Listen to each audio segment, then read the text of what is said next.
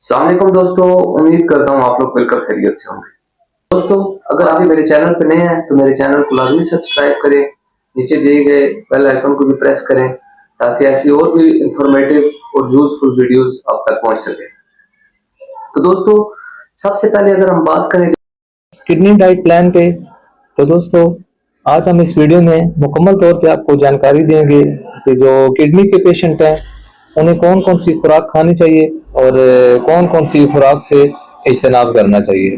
तो दोस्तों मेरी वीडियो को एंड तक ज़रूर देखिएगा, स्किप ना कीजिएगा ताकि आपको पूरी तरह इसकी नॉलेज मिल सके। तो दोस्तों, गुर्दे हमारे जिस्म का एक इंतहाई आम हिस्सा है। ये खून को साफ करते हैं और इजाफी नमक और पानी को खारिज करते हैं और इलेक्ट्रोलाइट को भी जिस्म में बैलेंस रखते हैं। जब किसी को सीकेडी यानी क्रॉनिक किडनी डिजीज हो जाती है तो ये अफाल बहुत ज़्यादा कमज़ोर हो जाते हैं और अगर हम अपनी ग़िज़ा का ख्याल ना रखें तो ये बीमारी तेज़ी से बढ़ सकती है। दोस्तों, अगर हम बात करें पर्पज ऑफ किडनी डाइट पे, तो गुर्दों के मरीजों की ग़िज़ा के बुनियादी मकासद ये हैं। गुर्दों पर वर्कलोड कम हो, जिस्म में टॉक्सिन जमा ना हो, फ्लूइड बैलेंस बरकरार रहे, ब्लड प्रेशर और शुगर लेवल कंट्रोल रहे। ये सब कुछ मुमकिन है अगर हम सही चीज़ें खाएं और नुकसानदेह चीज़ों से परहेज करें। दोस्तों, अगर सबसे पहले परहेज पे बात करें तो गुर्दे के जो पेशेंट हैं अपनी ग़िज़ा में चंद चीज़ें सख्ती से उन्हें परहेज करना चाहिए।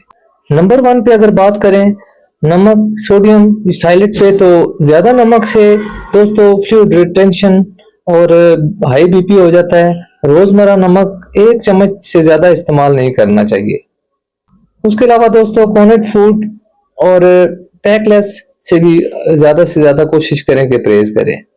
नंबर 2 पे दोस्तों प्रोटीन है। ज़्यादा प्रोटीन गुर्दों पर बोझ को बढ़ाता है और यूरिया और क्रेटिनिन इसकी वजह से बहुत ज़्यादा बढ़ जाता है, जिससे किडनी बहुत ज़्यादा मुतासर होते हैं। इसलिए रेड मीट, बीफ, मटन से परहेज करना चाहिए और कंट्रोल्ड प्रोटीन इनटेक करना चाहिए। नंबर 3 पे दोस्तों पोटाशियम है। ज़्यादा पोटाशियम लेने से दिल की धड़कन मुतासर होती है। बनाना, ऑरेंज, मैंगो, पोटैटोज, टमाटो और कोकोनट वाटर का भी कम से कम इस्तेमाल करें। ये चीज़ें जितनी कम मिकदार में आप इस्तेमाल करेंगे उतनी ज़्यादा आपकी सेहत बेहतर से बेहतर रहेगी। नंबर 4 पे फास्फोरस। फास्फोरस का ज़्यादा इस्तेमाल हड्डियों को कमज़ोर करता है और सीकेडी की बीमारी हो जाती है। इसलिए मिल्क, चीज़, नट, कोल्ड ड्रिंक्स और चॉकलेट का इस्तेमाल भी दोस्तों कम से कम करना चाहिए। नंबर 5 पे दोस्तों पानी और फ्लूइड। अगर आपके किडनी अगर आप किडनी डिजीज की वजह से स्वेलिंग का मसला है या फ्लूइड रिटेंशन का मसला है तो पानी महदूद इस्तेमाल करें।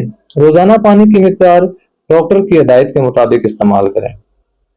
दोस्तों, पार्ट 2 में हम बात करेंगे कि कौन कौन सी चीजें किडनी की बीमारी में फायदेमंद हो सकती हैं या कौन सी डाइट आप इस्तेमाल करके अपनी किडनी को बेहतर बना सकते हैं। तो नंबर 1 पे दोस्तों लो सोडियम वेजिटेबल्स यानी सब्जियां हैं। मसलन लौकी, टिंडा, करेला, कुकम्बर, शिमला मिर्च। ये सब्जियां लो पोटाशियम और लो सोडियम होती हैं। इनका कलील मिकदार में इस्तेमाल किया जा सकता है।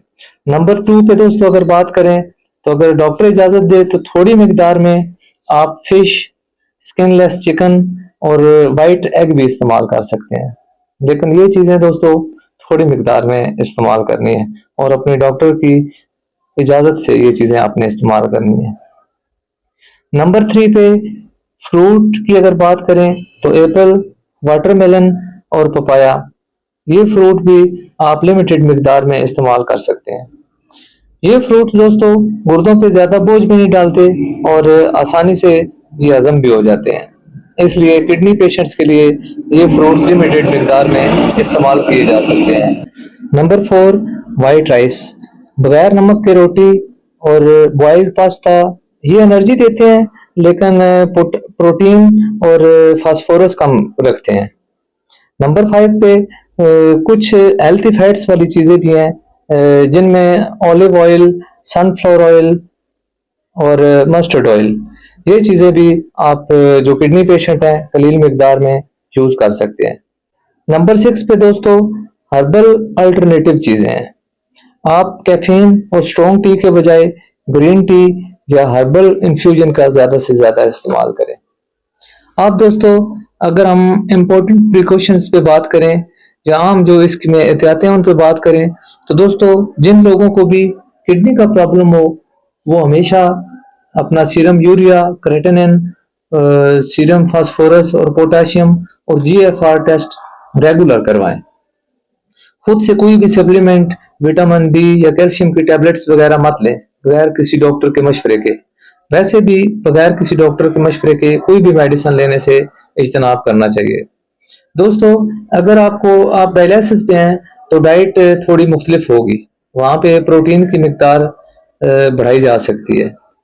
और अगर प्रोसीड फूड, रेस्टोरेंट मील्स से परहेज करें, सॉफ्ट ड्रिंक से परहेज करें। याद रखें गुर्दों की बीमारी एक मैनेजेबल कंडीशन है अगर आप अपनी ग़िज़ा, पानी और अद्वियात पे कंट्रोल रखें।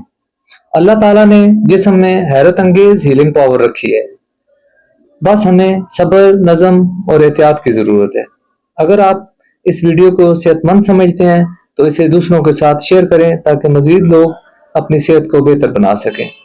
अल्लाह ताला आप सबको सेहत कामला अता फरमाए। दोस्तों ऐसी मज़ीद वीडियो के लिए मेरे चैनल को लाइक करें, सब्सक्राइब करें और फॉलो करें और अपनी खुसूसी दुआओं में भी मुझे याद रखिएगा। अल्लाह हाफ़िज़।